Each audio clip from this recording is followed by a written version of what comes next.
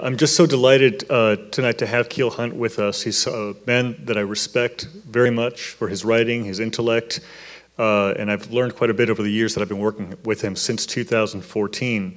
The book he's written this time is so perfect for our time, and it also coincides with the purpose of this campaign that we've been doing all year, Civility Tennessee. And Civility Tennessee is not about being passive or avoiding issues. It's really about addressing and confronting issues that are difficult. And this day and age, bipartisan cooperation is one of those difficult issues that we're having a hard time getting our mind around. So this is going to be the purpose of our conversation tonight.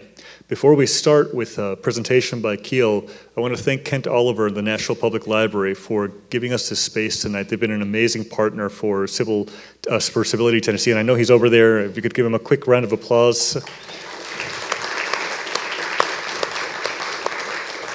I told Kent that I grew up in libraries basically because my parents worked long hours and I'd take the bus in Chicago and they'd be the places that would protect me and help nurture my intellectual curiosity. So thank you very much. It means a lot to be here in this space. And also we want to thank you, the audience, who are here tonight to have this conversation. We're 2 weeks away, less than 2 weeks away from an election, November 6th. We're seeing already near record turnout in voting and we're absolutely thrilled to see that. And these conversations still need to happen. I was telling Keel just a moment ago that I interviewed Senator Lamar Alexander a few days ago for an interview that's coming out this week about what's been accomplished.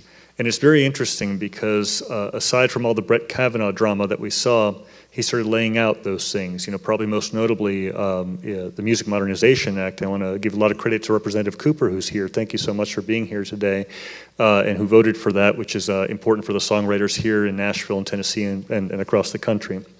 So with that, Keel, I want to have you start a little bit with your presentation, and then we'll get into some questions. And after this, we'll invite the audience as well to ask a few questions that are on your mind. Well, thank you, Dave. I appreciate everybody being here, and I think there are even more of us. Turns out there was a traffic problem with the downtown traffic. Now, who would have thought about that? You know, David, we both tried to get that referendum to be approved, but whatever, maybe next time. Well, good, thank you. And I want to say just a couple of things, first of all. One is, thank you. I mean, when I look around the room here, about every other person, starting over here, I'm not going to name names because that won't work. And the reason that won't work is that about every other person in the room helped me get this book finished. And first of all, thanks go to my family, starting with Marcia, my wife, who was probably the most patient with me, disappearing into the writing room and but even more than that, going on about what I just learned. Our family, Zach is here, son Zach, and Shannon, and her daughter, Olivia Hunt. And all of them supported me, as you all would understand. But this is, the other thing I want to say, I just have a few quick slides. This isn't a slideshow, but I was asked earlier, why did I write this book? And maybe we'll start there, and then we'll go into David's questions, and then we want to leave ample time for your questions. So the way this project started was how the last project ended. And the last project was my book called The Coup, the day the Democrats ousted their governor. And it was about that event, if I can just remember how Heather told me to operate this. This was the last book that came out 5 years ago this year. And this story I wanted to tell because it had been in my head for a long time. This is how, David mentioned Senator Alexander, this is how Lamar Alexander came to be sworn in 3 days early in January of 1979. And it turns out that was an extraordinary, unprecedented situation. Now, many people in this room will remember that. Some weren't here yet, but that was such an intriguing story to me because it was a situation that had literally never happened anywhere in our country before. It certainly hadn't happened since. But it happened because the FBI had been, turns out, was extremely interested in the Governor Ray Blanton administration very early in its time. And it got to the very end, and there were many, many scandals and troubles and cases, and some became very public. The most public was one that probably in the end involved the least money. That's what the FBI told me. And it was called in the newspaper, the Clemency for Cash scandal. Who remembers that? Okay, a lot of us. And so what was happening was that the governor's office, using the power to pardon and parole, were letting bad people out of prison for all the wrong reasons. FBI was onto that. Turns out very late in the Blanton administration, they had new information that a bunch of pardons and paroles were coming. There had been 52 on the preceding Monday evening, January 15th. And the decision, I want to go to one more person whose photo is not on this cover. Of course, Alexander in the middle, and his family around him. Later Governor Ned McWhorter, Speaker McWhorter, is in the rear. We'll come back to him. And on the left in the photo is Lieutenant Governor John Wilder, Speaker of the Senate. Now, somebody who was not a principal in that story, I just want to show Hal Hardin. Now, Hal Hardin, still in law practice here in Nashville, was really the hero of this story, in my opinion. He was the U.S. Attorney. He was working, of course, very closely in that capacity with the FBI. And he and the State Attorney General, William Leach, came up with a scheme to stop the pardon scandal, and that was to somehow remove Governor Blanton from office. And the way they did that, on the afternoon of January 17, 1979, was to swear in the new governor-elect early. Turns out that was 3 days early, and this never happened before in our country. So Hal Hardin is a dear friend and was so helpful to me in that book. He's currently, by the way, chairman of the National Association of Former U.S. Attorneys, and they're meeting in Nashville for their annual meeting this week. He has, as their main speaker on Friday evening of this week, the new U.S. Attorney from Alabama, Doug Jones, is coming to Nashville. They're very good friends. So there's Hal Hardin. He may be here, but I hope he doesn't stay too long. He's just too handsome, okay? I mean, so here, now I want to go back. So some of these pictures will appear in the, there's Hal. Thank you, Hal Hardin.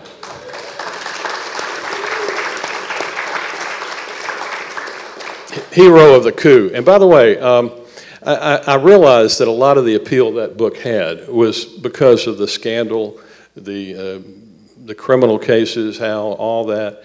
But you know, in the end, and I'm thinking of Hal Hardin in particular when I say the following, the story of the coup was not so much a story of bad guys doing wrong, but of good guys doing right. Good guy, and that was the #1 good guy.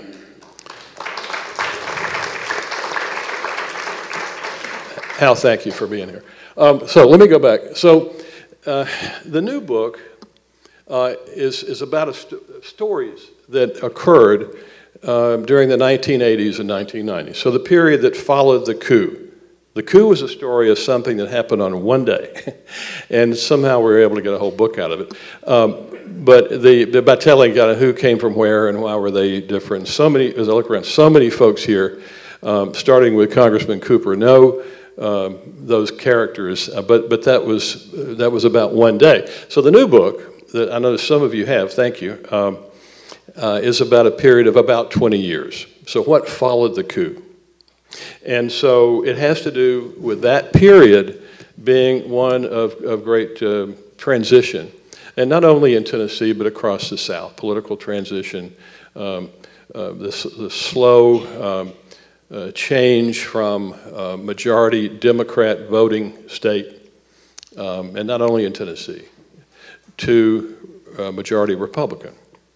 But the decades of the 80s and the 90s were what I came to call the in-between time, meaning that it followed the period when we in Tennessee were a very blue state, right, for 100 years, But before, we became just the opposite as we are now. So we did transition over time from a supermajority one way in our congressional delegation and our 3 statewide elected officials, governor to U.S. senators, and certainly in our state legislature. Big swing from blue to red. So in this period, in the in-between time, that was characterized, in my opinion, and after talking to a whole lot of folks, I interviewed 384 people. Now, Kim Hinton, if you told me at the start of this I'd have to interview 300 plus people, I'm not sure, David, I would have started, but I think it would. So that period was one that was characterized by 2 things. One, there were very senior political leaders of both parties who were serving at different times, who had the capacity to work across the aisle. They were able to work with their counterparts and other, when we talk about U.S. Senate, the 2 senators, we were talking about the governor and as opposed to legislature and what we would now call divided government through much of this period to help important things happen. Now, over the 80s and 90s, we'll talk, and I hope you'll ask questions and make your own comments about this. But early in this period, this photo is actually from 1973 in our state legislature during a break in the House of Representatives. In the foreground, of course, is the young Ned McWhorter. He had only been Speaker of the House 2 years at this point, one term. And around him that's a bipartisan group that was beginning to manifest itself early in the period. Over Speaker McWhorter's right shoulder is Victor Ash, a very young Victor Ash, who was a state representative from Knoxville.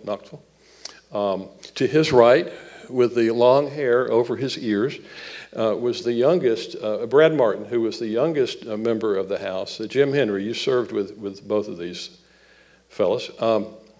Jim Henry is deputy to Governor Haslam and was a former majority Republican leader in our state house at an earlier time, as well as mayor of Kingston. Don't get him started.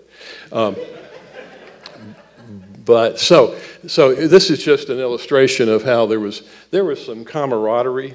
Jim and I have talked about that many times. We don't see a lot of that now in our state legislature, and we can talk about that. So that was from 1973. Meanwhile, there was already a lot of activity occurring, principally in East Tennessee, in the 1st and 2nd congressional districts, as well as Shelby County. You will read about that, I hope. And this is in East Tennessee. This is in 1982. This is the evening of the day the World's Fair of 1982 opened in Knoxville. And this picture was taken that evening at the home of Senator Baker, who you'll know, standing between President Reagan and Sissy Baker, Senator's daughter. And of course, the Reagans came to the opening of World's Fair in Knoxville and were invited up to dinner with a few of Senator Baker's friends. To the right here of the First Lady is Chet Atkins, and next is Donna Shore, who were guests there, and here is Governor Alexander and Mrs. Alexander. I'm just going to click through these and not take nearly that long. So Tennesseans became important to the growth of the National Republican Party. And here, during the administration of President Reagan, this picture was made at the Western White House. And we see on the left Nashvilleian Ted Welch, and on the other side is Pat Wilson. Now, Mr. Wilson, Mr. Welch were at different times chairman of the Republican National Finance Committee. a very important leadership role. So you had the rise of kind of the modern republicanism, we might have said at that point, putting aside what's happened lately, and with President Reagan in a very happy picture. But we were also beginning to see, this is one of my favorite pictures, the, mixing and mingling, even on policy, with governors of states. And so certainly Alexander's on the left, Governor Bill Clinton of Arkansas, who we did hear from more lately, after this. And this is a meeting in 1984 of the National Governors Association, at a time when Alexander was the chairman, and Governor Clinton was the next chairman, the vice chairman. They would alternate parties. And this was a festive reception, I think, on the eve of that big national meeting. And of course, here in the middle, the fabulous Brenda Lee and Ray Stevens. And there were many celebrities at that evening. Just moving along. Of course, Ned McWhorter, after being speaker, ran for governor and certainly won. And he was governor for 8 years following the Alexander years. And to his, on the left, it was, again, Lieutenant Governor Wilder.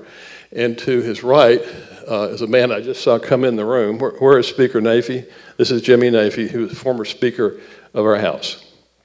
I'm so glad you're here.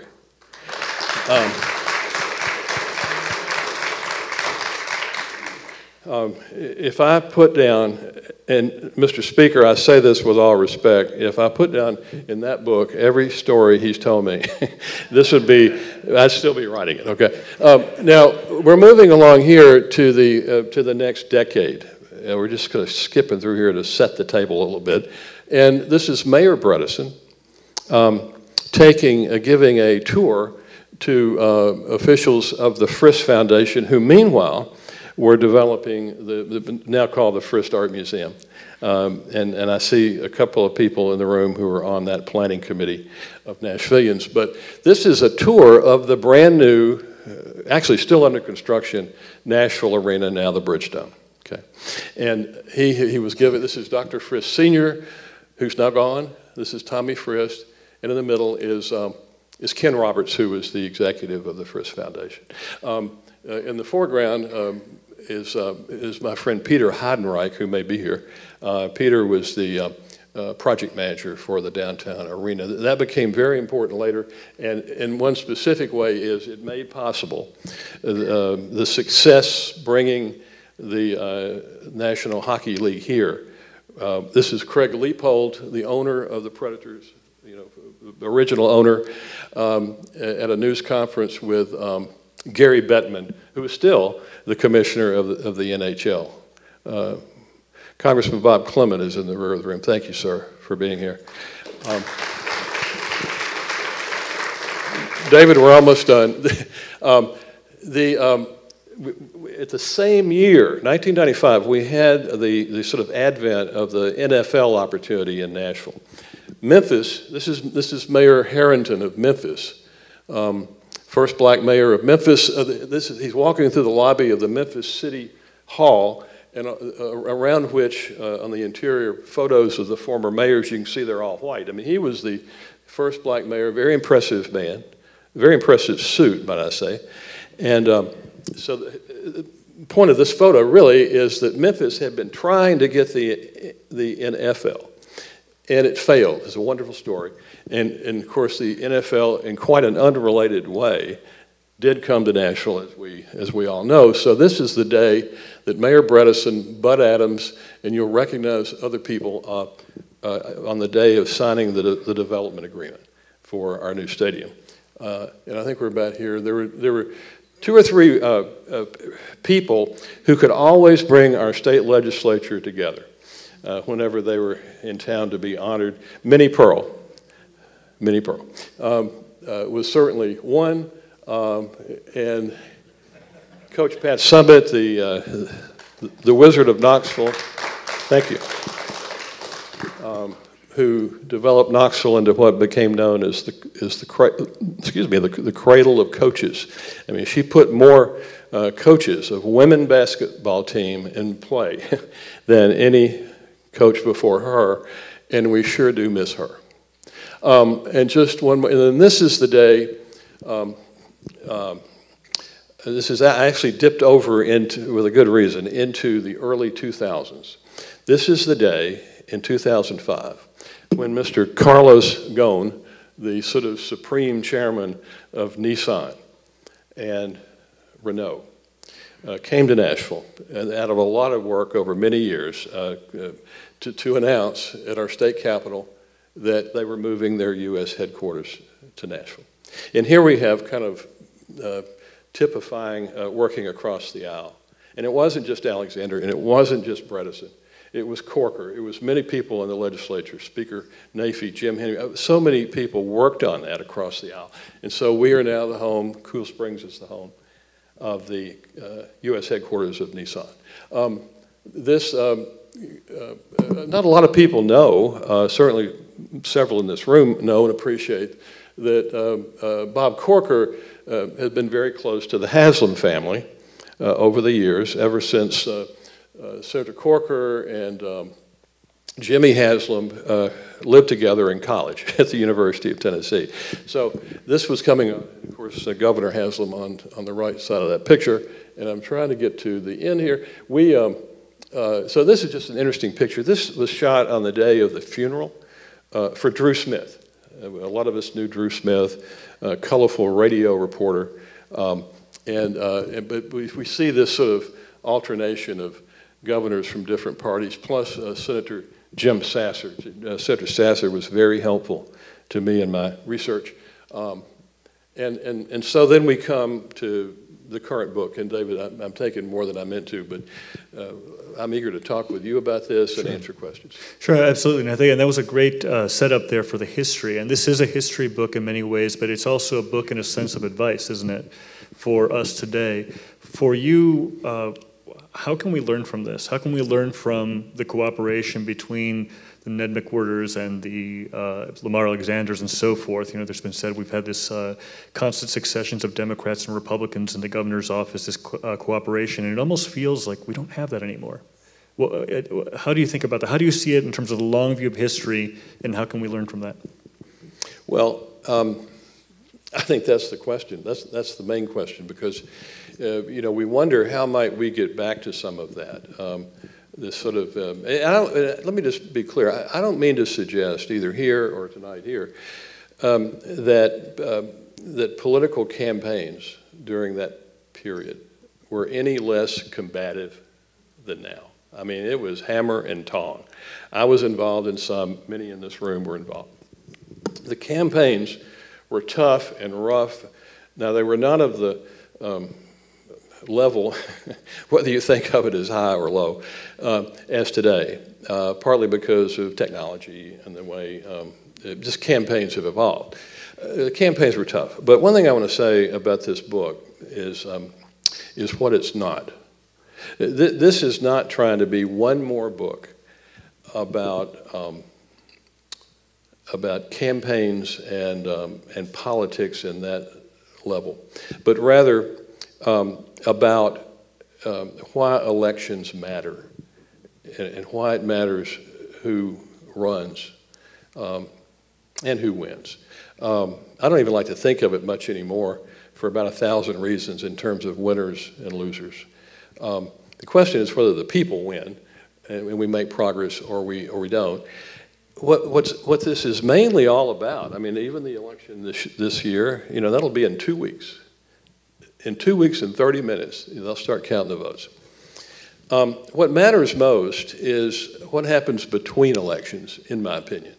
Elections are important because, but the essential thing, in my view, after 384 interviews and a lot of reading and studying and talking with folks who are very expert observers, what matters most is the capacity of the women and men who have been successful on election day, capacity to work with other likewise situated people who were successful in their races of another party to work together. Sounds corny, but that's the way it works. We think a lot today, and I think with good reason, of Senator Howard Baker. And Senator Baker once said, I mean, he said a lot. He would quote his own father, who had been a member of Congress from the East Tennessee, 2nd District. And he would say, he loved to say, he said, my dad would tell me, you need to listen to the other guy because the other fellow may be right. He may be right. And I'd like to think, even though campaigns at that time were rough and tumble, we had, I'm looking at Ellen Lehman, her mom ran for U.S. Senate in 1978, and that was a rough and tumble campaign. Senator Baker was reelected that year. But what was most important was the policy, right? I mean, what was coming out of these elections with respect to the success or not success to establish new policy. There's so many great stories Keel, about that period. If I can ask you, what were some of the qualities perhaps that these individuals had that allowed them to be successful and cooperate? Well, I think there are different factors, and it varies with the different people. You know, we can talk about Senator Baker more, but Ned McWhorter was a very special kind of leader. As I look around, I see many of us here who knew him and worked with him one way or another.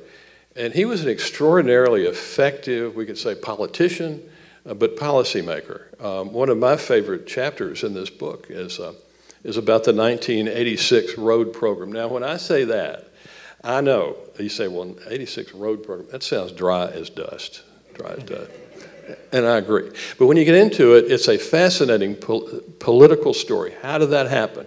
And several people in this room, you know, were part of that transaction. And so one of my favorite quotes in that chapter is where Speaker McWhorter was working very closely with Governor Alexander, you know, and the one's team very closely with the other's team. Charlie Smith was commissioner of the Department of Education during that period. And so one of my favorite quotes is where they're sitting down and they're counting noses, you know, McWhorter, the Democrats in the House, and with Alexander and his team about where are the Republicans. And Speaker McWhorter says to Governor Alexander, well, Governor, you go get all of the 38 Republicans. There are 99 members of our House. You go get all of the 38 Republicans, and I'll get us the 14 Democrats that we need. I hope my math is right. And one of them may not be me. In that year, and it turned out it won him, but he provided the votes. I think particularly as Speaker Nafee was part of that operation, and this comprehensive Great Leap Forward road program that developed everything statewide passed, and we had so that to me that was a very hard-nosed, probably typical conversation behind closed doors about how we're going to put this thing together. So my point here, David, to your question is that I think McWhorter in particular had a very deep capacity to help make good things happen in just that kind of way. He was actually running for governor that year, and he won. Now, part of that package was to approve a tax increase of two kinds, the gas tax, the diesel tax. And he was able to get that through, but I hope you'll enjoy reading that chapter. And looking at some parallels, it's easy to want to compare. You talked about celebrities. I looked at Minnie Pearl, and today perhaps we're looking at someone like Taylor Swift, who is getting very much involved in politics. What was the role of celebrity back then? I mean, they might have attended some of these events, but were they overtly political when it came to these events? You saw Brenda Lee, you saw others over there.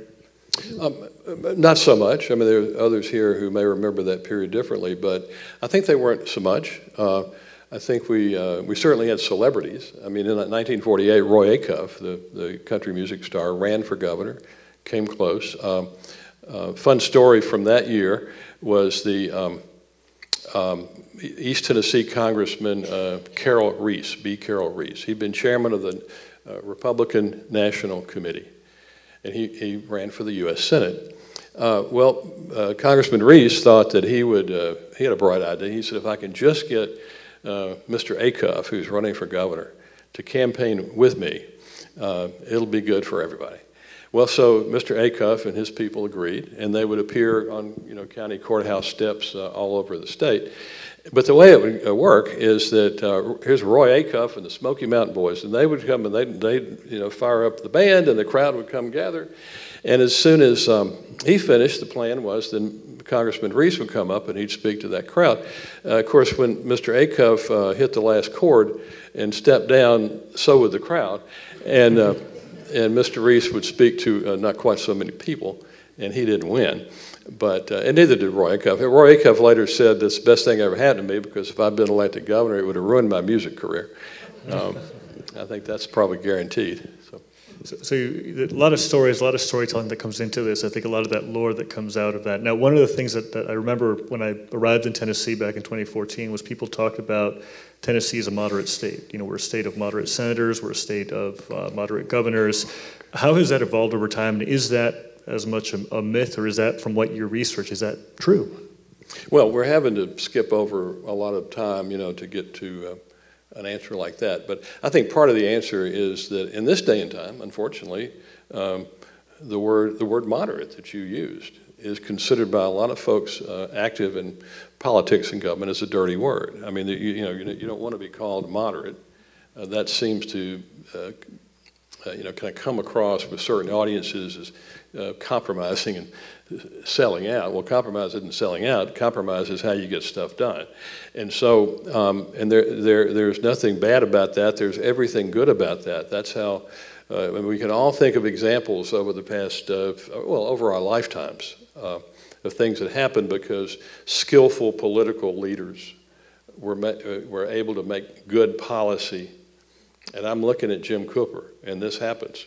This happens because they're able to come together, find common ground, and pass what needs to be passed to move society forward. It's so much that, I was thinking today that this book, there are 25 chapters, it's all a different story, the auto industry or how the World's Fair came to be, how the NFL came to Nashville, didn't come to Memphis. What these are basically, they're stories of competition. Now, we think immediately, well, okay, elections, that's a competition. Well, certainly it is, but more deeply, and those are important because it determines who's going to make policy. But the competition I'm referring to is a little deeper than that. It's how working together on a lot of levels is important. Having, and again, even still politically, having two political parties that are active and able is better than having one, and it's a lot better than having none that are capable at what they do. And the times have changed, and we may as well be frank about that too. But competition, it's better to have a conversation than to make a speech, because we get to interact. I hear you, you hear me. That's the trouble, it seems to me, currently with so much of social media, that it's all like one way. And, I have this image of somebody who might respond to your editorial with a tweet, Well, and I have this image that person is, sitting in a dark room and the shades are drawn and might be a couple of cats, walking around. And I love cats, okay, I love cats. My granddaughter, Olivia, has a cat, and he's a very handsome cat. But having two newspapers is better than having one. Now, we have lost, one of the characteristics, I think, unfortunately, of the in-between time, the 80s and 90s, is that each of our 4 largest cities in Tennessee lost one daily newspaper.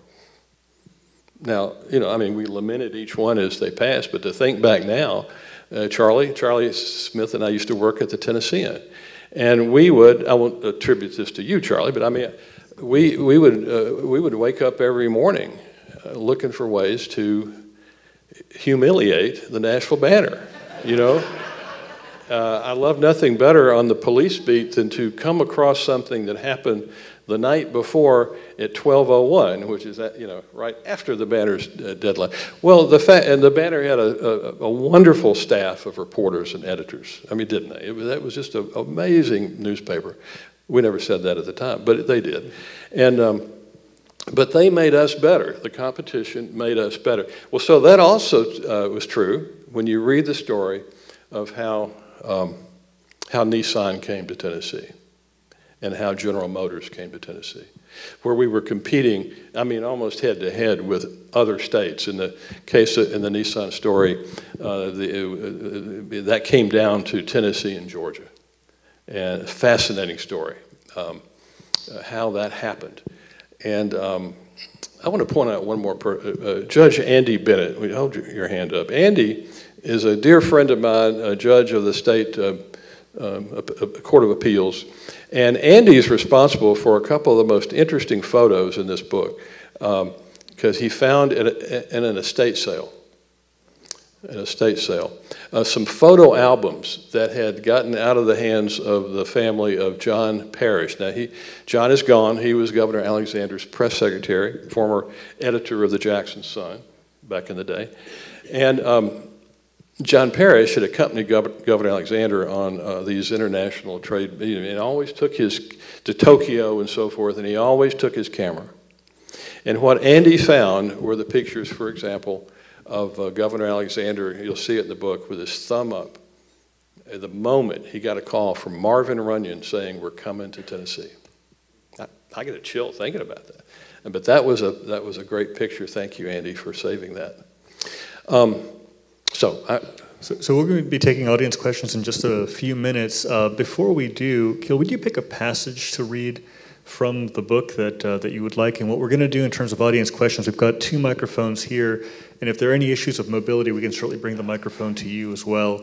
But in just a few minutes, we'll start with audience questions. But if you pick a passage, I really appreciate everything you've had to say. Much like Keel, I grew up in a 2-newspaper town in Chicago, and that competition is extremely important. But I'm grateful to be here with you here tonight in Nashville and learning from you. David and I went to the same journalism school. With him it took, okay. Well, I might read just a short passage here. One of the things that struck me most of all, while this book, in spite of what you may think, you haven't read it yet, about me, my background, this is not a book about Alexander. It's not a book about just Alexander and McWhorter, but about a lot of folks, Corker, Sundquist, and so forth, and the leaders of our legislature, as I've been saying. But the relationship between Ned McWhorter and Lamar Alexander came to be a very complicated one, and certainly overall a very positive one. Bob Corker told me that he kind of got his starting interest in politics from Ned McWhorter, of all people. You know, it wasn't Alexander or a member of the Haslam family. It was initially McWhorter, and it's a great story. I hope you'll read it. But so it was the relationship which became a very practical working relationship. Not that they always agreed, not that the one's people and the other's people didn't have our fusses and fights, but things worked. And so I thought, David, what I might read if you were going to ask me that was about at the end of the McWhorter's life. He had been diagnosed with cancer. His physician, Dr. Carl Van Deventer, and Carl may be here, Carl Van Deventer was the physician to every governor since Governor Dunn, with the exception of Alexander, whose physician was his good friend, John Surgeon, who they'd met in college. So anyway, Dr. Van Deventer told me how, in fact, he said this at McWhorter's funeral. He said how at the end, McWhorter had called him and said, "Doc, here's my question. Am I on a short fuse or a long fuse?" Van Deventer says, "Well, Ned, I'm afraid it's a short fuse." And McWhorter says, "I understand." So just the passage here. On the day McWhorter died, as word of his passing circulated rapidly, One of his toughest partisans, the attorney J.W. Luna, who may be in the room, was sitting in his law office in Nashville. Luna's law firm is in a mid-rise building in downtown Nashville at 333 Union Street on the same block, same site where Andrew Jackson, the founding Democrat, had operated his own law practice in the time before he became president in 1829. Luna had been one of McWhorter's most loyal and scrappiest allies over the long years, both as campaign advisor and cabinet member. Luna now got word on this day that Alexander would shortly be giving a tribute from the Senate chamber in Washington. Luna quickly rose from his desk and closed his office door for privacy. Then he tuned his television to C-SPAN. In a moment, Alexander appeared on the screen, standing in the well of the Senate. For years, working at the governor's side, Luna had known and well remembered now the tumult of the campaign trail, the cheers and the applause of friendly crowds who always pressed in for a glance and hopefully a handshake. Now Luna sat alone.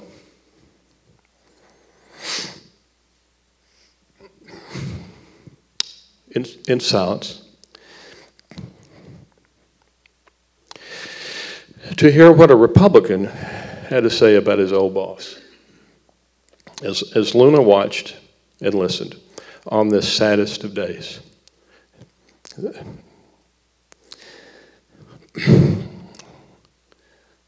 the tears streamed down this tough man's face. I'm going to stop there. I'm sorry. Thank you.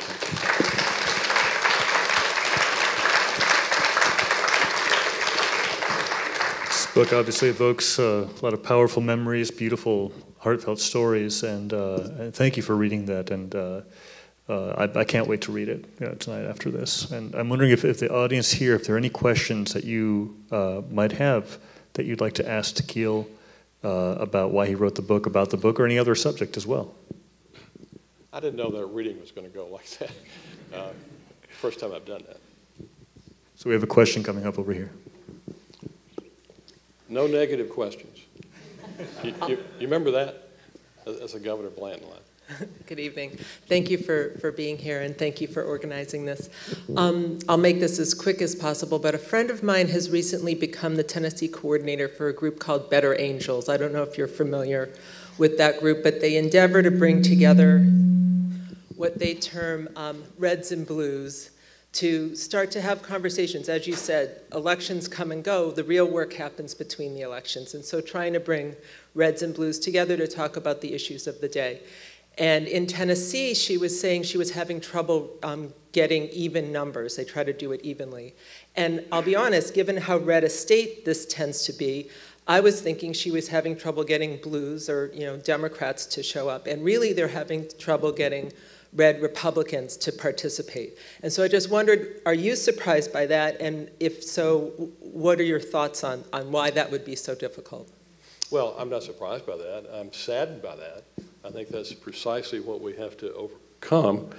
And, this reminds me, and thank you for the question, there was a report that came out just last week, David, from a group that is, I think they're based in North Carolina and Tennessee. It's called More in Common, and there may be a lot of people in this room that know more than I do, but they had done a study. These are scholars, and they had identified in terms of our current political environment across the country, they identified 7 types, categories, and it ranges from activist progressives was the name of the, sort of on the left, all the way through to activist conservatives. And they put into each of these categories, just for description's sake, examples. But what they mainly came up with was that there's a way forward. I'm an optimist, probably a lot of optimists in this room, in spite of a lot about the current times. But what they were sort of positing is that there is great potential for a coming together of people in the 3 middle categories of the 7, and probably the 5 middle. That it's going to take people willing to work at that, elected officials being capable, I keep talking about having the capacity to, and willing to put some. Now, in an election year, I mean, it's in 2 weeks, right? This is probably not the environment. It certainly wouldn't seem to be the environment where so much of our current campaigning on both sides is divisive. I mean, the divisiveness itself becomes a tactic, a tool, and so in 2 weeks left in the campaign, it's not probably the time to organize that. But I think there's a lot of, one reason I'm positive about what you're suggesting is that we may well have had trouble so far, but I think there's a level of disgust now with what's been going on. I mean, we can talk about the Kavanaugh hearings and what all that did and how it collapsed on both sides of the aisle. It really collapsed on both sides of the aisle. And we're going to see some of that play out in this election. Probably more than we realize, but I think there's potential. So there are a lot of good folks. We hear a lot of talk about the better angels of our nature from President Lincoln's speech, and I just think at the moment the better angels are losing. So there's every reason to lean into this. Thank you for the question. Thank you. Thank you. And we had another question here. Good evening. If I recall correctly, the email you wrote 6-8 weeks ago about the absence of many of the voices in the community who've been involved in offering their thoughts and opinions on the issues in Davidson County and larger. I apologize if I'm not getting that correctly, but the critical mass wasn't there in the normal public dialogue that you recall from all of your time here.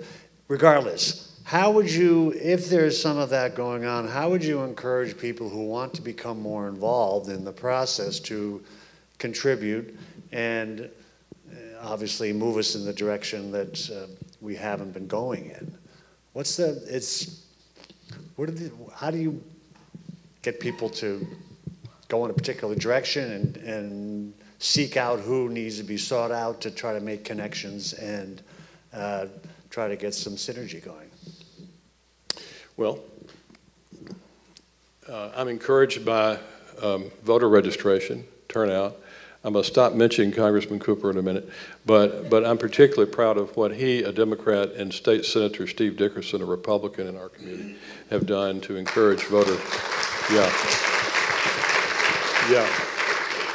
Is Ronnie Stein still here? Ronnie and I were talking just last week about, he works for the Mayor's Youth Council, and that's, if I got my numbers right, that's several dozen high school students, young people at 26 high schools, public and private, all over Nashville, who have registered over maybe almost 3,000 people in the past few weeks. Just think about that. I mean, that's what gives me optimism. I think it's probably going to start there because people who are willing to put themselves forward and give leadership, and not just elected officials, people who are leaders in the, is this Craig Fitzhugh in the back? Our former Democratic leader in the State House. I said I wouldn't do that, but it's hard. But I think for people to engage here, the Civility series that David famously has been leading, is trying to achieve that. Is it fair to say? I mean, that civility is that. That's a big word, and we have to constantly ask ourselves, what is it? What is the meaning behind it? But everything you've been writing, and I commend you, David, for what you and the Tennessean have done. So somewhere in there is hope, seems to me. I think one of the things I tell people is that civility is hard. It's an everyday commitment, an everyday meditation, because there's days you just want to strike back and it's just not wise. And the question is how, that kind of dialogue, that discourse, that ability to speak to each other in a way that's respectful, even when we disagree vehemently. You looked at I commend Leader Fitzhugh, who's here, because it was a big success that wouldn't have been possible without the Democrats, which is the IMPROVE Act, which was the bill a few years ago that helped raise the gas tax and fund many of the backlog of the Tennessee road needs and road construction needs. And so that's one example we see today of people work together. It's almost like that Lamar McWhirter example, 38 Republicans and so many other Democrats to get something done. Now, do we have any other questions in the audience? And one thing I should say is that at about 7 o'clock, we're going to move out, and Keel has books that he wants to sell. I encourage you to buy, and he's a wonderful writer, and I know you all know that, and he'll be signing those books as well. They don't let me handle the money, by the way. Jeff Wilson has a question. Sure. Keel, in the era you write about, broadcast television was governed by the Fairness Doctrine that was subsequently repealed. Do you think that's very significant? Oh yes. So the demise of the Fairness Doctrine, I would say arguably, but maybe just factually, led to whatever else it accomplished. It led to the demise of, I think, particularly of radio news. In the book, you'll see interviews with a number of our good friends who have been in radio. And aren't so much anymore because commercial radio stations, cut back on their. So I mean that's a very direct impact. That's what you mean. And also thinking of the television networks. Mm-hmm. Yeah. Keel, there's something interesting if you could address this, which is related to your question. When I talked to Senator Alexander a few days ago, he said talk radio, cable news, television, the 24-hour cycle, social media. And we, the representatives in Congress, are responsible for this. And when I asked him about the fourth one, he said, we're not talking about it enough. We're not talking about it enough that we're not talking to each other. I mean, what's your assessment of that, Keel? I mean, of which in particular? Of the one about whether it's legislators at the federal or state level really thinking about these issues. Now, we know Congressman Cooper has been with Project Register and Senator Dickerson, but overall, there seems to have been that where you have Democrats in one corner and Republicans in another corner. Well, it all, bless you, it all, to me, goes direct. People have, I'm digressing just a little bit, but we saw the cover of The Coup. I know many people here read The Coup. Thank you. So many people have asked me since that book was published, Keel, do you think that could happen today? Now, by which, not, might there be corruption or trouble, but could that solution, that we called it the swift and silent coup, could that thing have been kept secret that long? And it's a very good question, and I think maybe it couldn't be. And again, I'm referring to the fix, the solution, how to solve that crisis. Not that there was trouble. There's always going to be some level of trouble. But the difference today, and in fact, Craig and Jimmy and Jim Henry, some of us were talking about this today at lunch. Speaker Beth Harwell was there. Roy Herron, former State Senator Herron, was there. And, we have very honorable people in our state government now, to be sure, but could enough people keep the secret long enough to be sure that a sitting governor, wouldn't get wind of it and cause the whole thing to be to collapse in failure? And so I don't know, because it was essential that day, and granted that was 40. I'm just now realizing that was 40 years ago this coming January. But could that many people in senior positions, all with great discretion, could that many people keep that kind of secret through an afternoon, without it showing up on somebody's Twitter feed in Sacramento, or whatever? And so probably not, but it's a great question. I saw Dave Getz back here. Dave and I met when he was a reporter for Channel 5 television here in Nashville. Neither Dave nor I had the blonde highlights that we have today.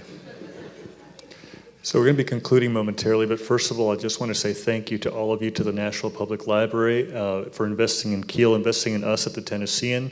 If you're not a subscriber yet, you can subscribe at tennessean.com/subscribe. And if you're interested in learning more about Civility Tennessee, you can go to civility.tennessean.com. Again, we appreciate your participation. And Keel, would you leave us with some final words of wisdom? Wow. You're good.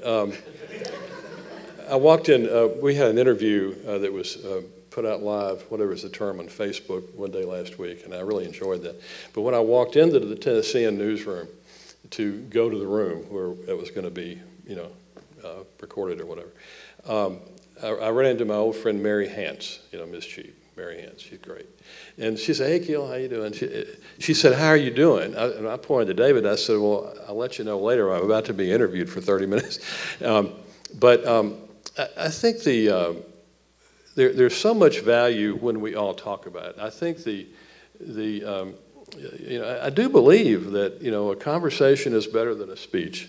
We're not sitting there giving speeches. We're talking, and I hope you feel we're talking with you and responding to questions and your thoughts. And this is what happens. And I think this is certainly, a lot of us are here from different parts of the state. But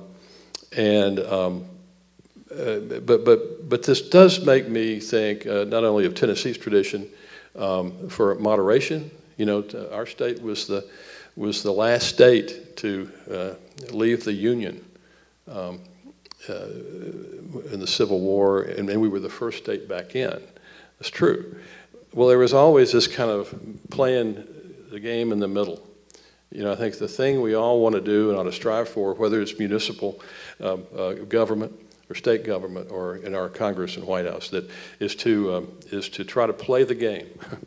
I put game in quotes, but play the game between the 40-yard lines, not in the end zone. And so much of what goes on today is transacted in the end zone, and that is why so little gets accomplished. That's why it's such big news when something like the Music Modernization Act is enacted, or the fix to the opioid crisis now, and the Every Student Succeeds Act that repaired No Child Left Behind. Those things are so extraordinary and newsworthy now because they're so rare. And they're rare because we need for all of our leaders, and not just our elected officials, but so many leaders, formal and informal, to have the capacity to govern with moderation and with collaboration. And that's why elections matter. Thank you. Thank you, Keel.